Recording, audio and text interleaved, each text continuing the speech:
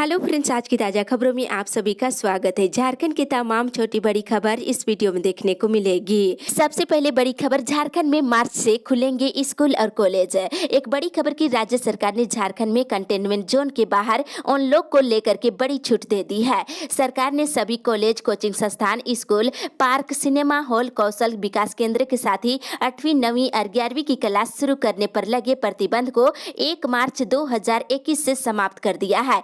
यानी कि मार्च से सभी शैक्षणिक संस्थान शुरू हो जाएंगे। इसके साथ ही कई अन्य छूट भी दिए हैं, जिसमें सभी सरकारी कार्यालयों में 7% उपस्थिति अनिवार्य है और रोस्टर प्रणाली को समाप्त कर दी गई है। बंद स्थान में हॉल की क्षमता का 50% तक व्यक्तियों को एकत्रित होने की अनुमति दी गई है। वहीं खुले स्थान में जहां अधिकतम 1000 व्यक्तियों को एकत्रित होने की अनुमति प्रदान कर दी गई है और जुलूस पर अभी भी रोक जारी रहेगी। और कक्षा 8वीं, 9वीं और 11वीं को खोलने की अनुमति दी गई है। अभिभावकों की अनुमति अनिवार्य की गई है और विद्यार्थियों की उपस्थिति को अनिवार्य नहीं की गई है। वहीं उच्च शिक्षा संस्थान, कॉलेज, पॉलिटेक्निक संस्थान इत्यादि को खोलने की अनुमति है और कोचिंग संस्थानों को भी खोलने की छूट दी गई है और सभी ट्रेनिंग संस्थान, ITI, स्किल डेवलपमेंट सेंटर इत्यादि को भी खोलने की अनुमति है। वहीं 50% क्षमता पर सिनेमा हॉल खोलने की भी अनुमति दी गई है और अधिकतम 1000 व्यक्तियों के साथ मेला प्रदर्शन करने की अनुमति है और अधिकतम 1000 दर्शकों की उपस्थिति में खेलकूद प्रतियोगिताएं भी करने की छूट दी गई है और स्विमिंग पूल का उपयोग केवल खिलाड़ियों के द्वारा ट्रेनिंग के लिए करने की अनुमति दी गई है। सभी प्रकार के पार्क खोलने की भी अनुमति है। वहीं साथ ही आंगनबाड़ी केंद्रों को अप्रैल 2021 से खोलने की अनुमति प्रदान की गई है। हालांकि महिला बाल विकास सामाजिक सुरक्षा विभाग को सुनिश्चित करना होगा कि आंगनबाड़ी केंद्र खुलने से पहले आंगनबाड़ी सेविका और सहायिकाओं का टीकाकरण का कार्य पूरा हुआ है या नहीं, इसके बाद ही खोले जा सकते हैं। इसी के साथ ही अगली बड़ी खबर, मौसम विभाग से आज भी झारखंड के कई जिलों में हो सकती है बारिश। 19 फरवरी को झारखंड के रांची, बोकारो, गुमला, हजारीबाग, खूंटी, रामगढ़, पूर्वी सिंहभूम, पश्चिमी सिंहभूम, सिमडेगा, सरायकेला खरसावां जिले में कहीं कहीं गर्जन के साथ वज्रपात होने की संभावना है। इसके साथ ही 20 फरवरी को आंशिक बादल छाए रहेंगे, साथ ही मेघ गर्जन के साथ हल्की बारिश होने की उम्मीद है। और वहीं 21 फरवरी को आंशिक बादल छाए रहेंगे। अगले 2 दिनों यानी कि 22 और 23 फरवरी को आसमान साफ रहने की संभावना है। इसी के साथ ही अगली बड़ी खबर, झारखंड के शिक्षकों का गणित गोल। एक बड़ी खबर की झारखंड के सरकारी स्कूलों के शिक्षक गणित में फेल साबित हुए हैं। शिक्षा विभाग की ओर से हुए मिस लाइन असाइनमेंट में गणित के शिक्षक 58% प्रश्नों का सही जवाब नहीं दे सके हैं। गणित में 42% ही शिक्षकों का एवरेज स्कोर रहा। ये स्कोर सितंबर 2020 में हुए बेस लाइन असाइनमेंट से भी काफी कम है। उस समय शिक्षकों ने गणित में 47% स्कोर प्राप्त किए थे। स्कूली शिक्षा और साक्षरता विभाग ने 18 जनवरी को हुए मिस लाइन असाइनमेंट का रिजल्ट जारी कर दिया है। इसी के साथ ही अगली बड़ी खबर, सड़क हादसे में घायलों को बचाने के लिए पुलिस कर्मियों की होगी ट्रेनिंग।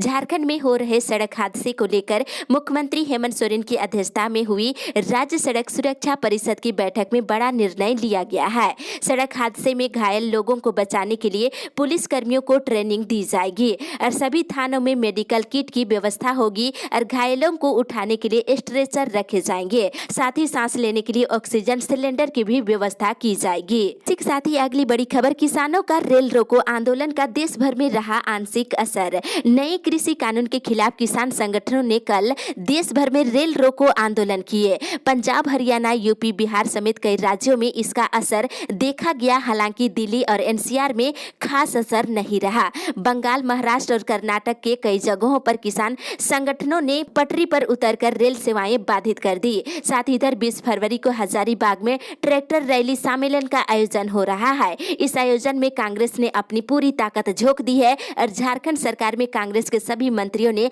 हजारीबाग में कमान संभाल लिया है। कार्यकर्ता भी पूरी ताकत के साथ लगे हुए हैं। इसी के साथ ही अगली बड़ी खबर, बिजली सब्सिडी के 350 करोड़ जारी। एक राहत भरी खबर की राज्य में झारखंड बिजली वितरण निगम के करीब 25 लाख उपभोक्ताओं को प्रति यूनिट दी जा रही सब्सिडी मिलती रहेगी। राज्य सरकार ने JBVNL को सब्सिडी के लिए शेष 350 करोड़ रुपए दे दिया है। ऊर्जा विभाग की ओर से JBVNL को इसको लेकर के पत्र भी प्राप्त हो गया है। आपको बता दें, ग्रामीण घरेलू उपभोक्ताओं को 4 रुपये 25 पैसे और शहरी घरेलू उपभोक्ताओं को 2 रुपये 75 पैसे प्रति यूनिट सब्सिडी मिलती है। इसी के साथ ही अगली बड़ी खबर, वेतन के अभाव में भूखमरी। पश्चिमी सिंहभूम जिला मोमिन कॉन्फ्रेंस ने मुख्यमंत्री हेमंत सोरेन को पत्र लिखकर चाईबासा मदरसा इस्लामिया के शिक्षकों की 4 साल का बकाये अनुदान राशि भुगतान करने की मांग किया है।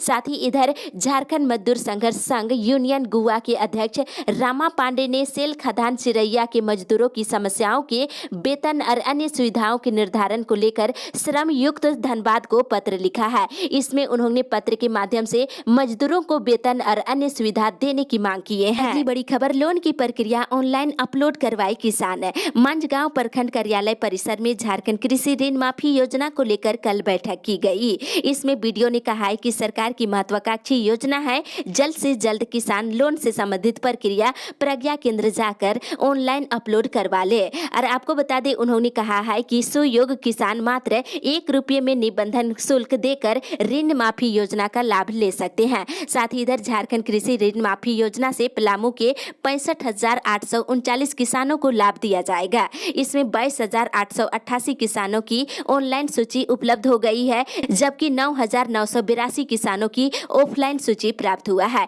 इसमें उपायुक्त शशि रंजन ने किसानों को समय पर लाभ देने का निर्देश दिया है। इसी के साथ ही अगली बड़ी खबर, शिक्षकों और कर्मियों की मदद की लगाई गुहार। भारतीय गैर सरकारी संघ और समाज सेवी संस्था के अध्यक्ष राजभवन पहुंचकर राज्यपाल द्रौपदी मुर्मू की आपात सचिव जेपी दास को प्रधानमंत्री को संबोधित करते हुए ज्ञापन पत्र सौंपा गया है। ज्ञापन के माध्यम से कहा गया है कि कोरोना काल की विषम परिस्थिति में निजी विद्यालयों के शिक्षकों, कर्मियों और ट्यूशन के माध्यम से आजीविका चलाने वाले शिक्षकों की आर्थिक स्थिति काफी खराब हो गई है। आग्रह करते हुए सरकार जीवन बीमा और स्वास्थ्य बीमा और सामाजिक सुरक्षा योजना के तहत चल रहे कार्यक्रमों की सुविधा प्रदान करने की मांग किए हैं। इसी के साथ ही अगली बड़ी खबर, शिक्षित बेरोजगारों को स्टाम्प वेडर का लाइसेंस देने की मांग है। मधुपुर अधिवक्ता संघ की ओर से अध्यक्ष और महासचिव ने डीसी देवघर को एक पत्र प्रेषित कर स्टाम्प वेडरों के द्वारा अनुज्ञप्ति देकर दुकान का संचालन नहीं करने की शिकायत किए हैं।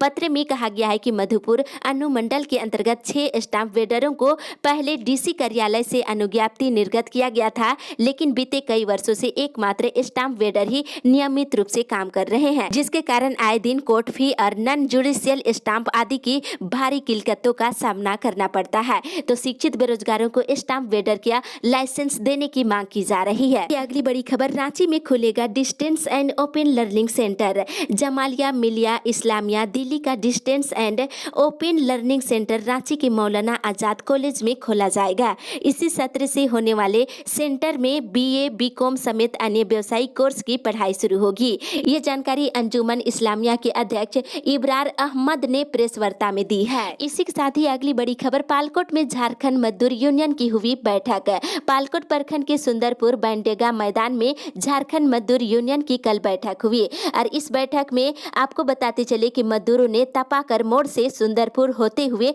बैंडेगा तक सत्य कंस्ट्रक्शन के द्वारा बनाए जा रहे सड़क निर्माण में कम मजदूरी मिलने का आरोप लगाया है और मजदूरों ने बताया है कि ज्यादा समय तक काम कराने के बाद भी मजदूरी मात्र 200 रुपये प्रतिदिन के हिसाब से भुगतान की जा रही है। इस पर मजदूर नेता राजेश सिंह ने कहा है कि जिला श्रम अधीक्षक से मुलाकात कर इसकी शिकायत की जाएगी और ठेकेदार से पूरी मजदूरी का भुगतान लिया जाएगा। वहीं बताते चले कि मजदूर नेताओं ने बताया है कि 24 फरवरी को सिमडेगा में गुमला लोहरदगा सिमडेगा के मजदूरों का अधिवेशन किया जाएगा, जहां स्थानीय मजदूरों के उत्थान, निबंधन और पहचान पत्र निर्गत किए जाने से संबंधित विचार किया जाएगा। अगली बड़ी खबर, BBMKU की वेबसाइट बंद, विद्यार्थी हो रहे परेशान। विनोद बिहारी महतो कोयलांचल विश्वविद्यालय धनबाद की वेबसाइट बंद है। बुधवार की रात से ही छात्र छात्राएं जब bbmku.nic.in को खोलते हैं तो वहां पे your connection is not private लिखकर सामने आ रही है। सबसे अधिक परेशानी PG फर्स्ट सेमेस्टर में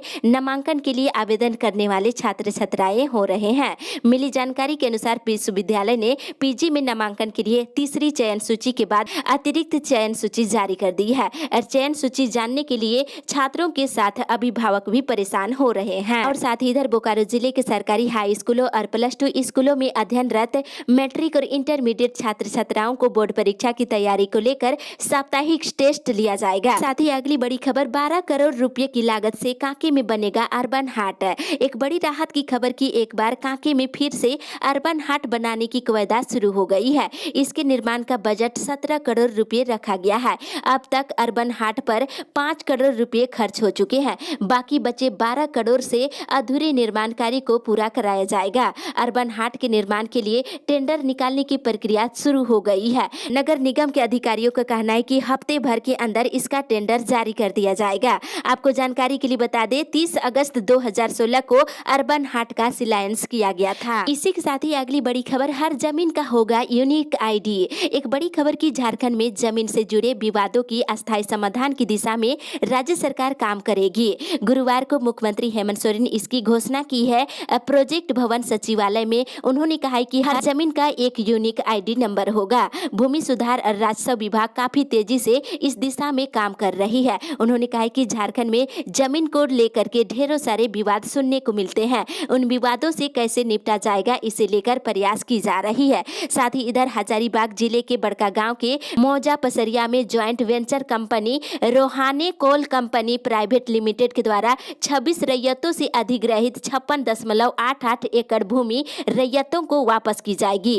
कंपनी ने जमीन का अधिग्रहण तो किया, लेकिन काम नहीं शुरू किया है। इसी के साथ ही अगली बड़ी खबर, विश्वविद्यालय में 2500 सहायक प्राध्यापकों और 1000 कर्मियों की बहाली की तैयारी। एक बड़ी राहत की खबर की मुख्यमंत्री हेमंत सोरेन ने विश्वविद्यालयों में सहायक प्राध्यापकों और शिक्षकोत्तर कर्मियों के रिक्त पदों पर नियुक्ति की प्रक्रिया शीघ्र शुरू करने का निर्देश दिए हैं।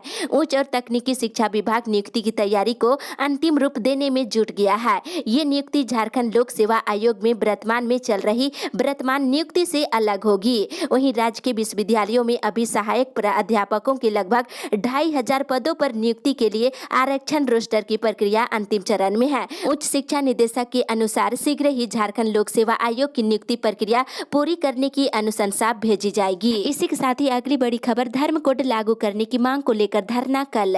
राष्ट्रीय आदिवासी इंडिजिनियम धर्म समन्वय समिति की ओर से आदिवासी धर्म कोड लागू करने को लेकर 20 फरवरी को राजभवन के समीप एक दिवसीय महाधरना दिया जाएगा। और वहीं दूसरी ओर सेवा भारती की ओर से अनगढ़ा के जोन्हा स्थित सेवा धाम में 21 फरवरी को किसान मेला का आयोजन किया गया है। इस मेले में एक तरफ जहां किसानों के द्वारा अपने उत्पादकों की प्रदर्शनी लगाई जाएगी, वहीं दूसरी ओर कृषि विशेषज्ञों की ओर से कृषि कानूनों पर भी चर्चा की जाएगी। इसी के साथ ही अगली बड़ी खबर, आंगनबाड़ी वर्कर्स यूनियनों का धरना। झारखंड प्रदेश आंगनबाड़ी वर्कर्स यूनियनों ने गुरुवार को 9 सूत्री मांग को लेकर राजभवन के सामने धरना दिए। और यूनियन के प्रदेश अध्यक्ष ने कहा है कि 20 जनवरी से जन जागरण यात्रा प्रदेश के सभी जिलों में चलाया गया था, जिसका आज समापन हुआ है। इस दौरान जिलों के उपायुक्तों को मुख्यमंत्री के नाम से ज्ञापन सौंपा गया है। और वहीं दूसरी ओर झारखंड राज्य अराजपत्रित कर्मचारी महासंघ की प्रदेश कार्यकारिणी की बैठक आज होगी। और बैठक में कर्मचारियों की प्रोन्नति पर रोक हटाने और कर्मचारियों को सुरक्षा देने और कोरोना काल में सेवा कार्य में प्रतिनियुक्त कर्मियों को 1 महीने का अतिरिक्त वेतन प्रोत्साहन स्वरूप देने आदि मामलों को लेकर चर्चा की जाएगी। इसी के साथ ही अगली बड़ी खबर, रांची धनबाद हजारीबाग में लंबित है सर्वाधिक केस। राज्य में लंबे समय से अनुसंधान के लिए लंबित कांडों की कल समीक्षा बैठक हुई और इस पर डीजीपी नीरज सिन्हा ने अनुसंधान के लिए सभी लंबित कांडों की समीक्षा के लिए वीडियो कॉन्फ्रेंसिंग भी की है। आपको बताते चले कि समीक्षा के दौरान सबसे ज्यादा जो है केस लंबित रांची जिले में है। इसके बाद धनबाद हजारीबाग में लंबित केस की संख्या पाई गई है। इस पर डीजीपी ने लंबित मामलों को लेकर के जिलों से अध्ययन स्थिति की रिपोर्ट मांगी है। और वहीं दूसरी ओर राजद सुप्रीमो लालू प्रसाद की जमानत याचिका और जेल मैनुअली उल्लंघन के मामले पर आज झारखंड हाईकोर्ट में सुनवाई होगी। और वहीं दूसरी ओर झारखंड में भूख से मौत मामले पर हाईकोर्ट में 25 फरवरी को सुनवाई होने वाली है। और राज्य में बढ़ते साइबर अपराध और साइबर अपराधियों के खिलाफ सख्त कार्रवाई के लिए दायर याचिका को हाईकोर्ट ने संशोधित करने की छूट प्रदान कर दी है। साइबर अपराधी मामले में सुनवाई 4 मार्च को होगी। इसी के साथ ही अगली बड़ी खबर, आदिवासी छात्र संघ ने विधायक का घेरा आवास। आदिवासी छात्र संघ के केंद्रीय अध्यक्ष सुशील उरांव के नेतृत्व में झारखंड लोक सेवा आयोग के संयुक्त सिविल सेवा प्रतियोगिता परीक्षा से संबंधित मुद्दों को लेकर कल छात्रों के द्वारा विधायक बंधु तिर्की के आवास का घेराव किया गया।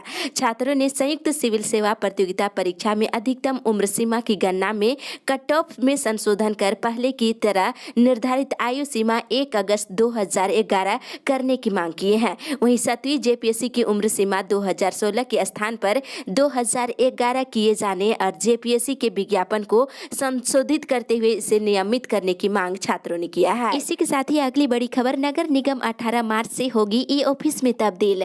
रांची नगर निगम ई ऑफिस में तब्दील होने की राह पर है। गुरुवार को आपको बता दें, इसकी तैयारियों को लेकर PWC के प्रतिनिधियों ने निगम के अफसरों और कर्मचारियों को ई ऑफिस में कैसे काम होता है इसकी ट्रेनिंग दी है। और साथ ही इधर कोरोना के ब्राजील, साउथ अफ्रीका और ब्रिटिश स्ट्रेन सामने आने के बाद इसको लेकर झारखंड में भी सजगता बढ़ा दी गई है। कोरोना के नए स्ट्रेन को लेकर राज्य भर में विशेष एहतियात बरतने का निर्देश दिया गया है और विदेश से जो लोग आ रहे हैं उन सभी को विशेष जांच कराने का निर्देश दिया गया है। इस अपडेट में बस इतना ही। आगे की खबर के लिए आप हमारे साथ बने रहें।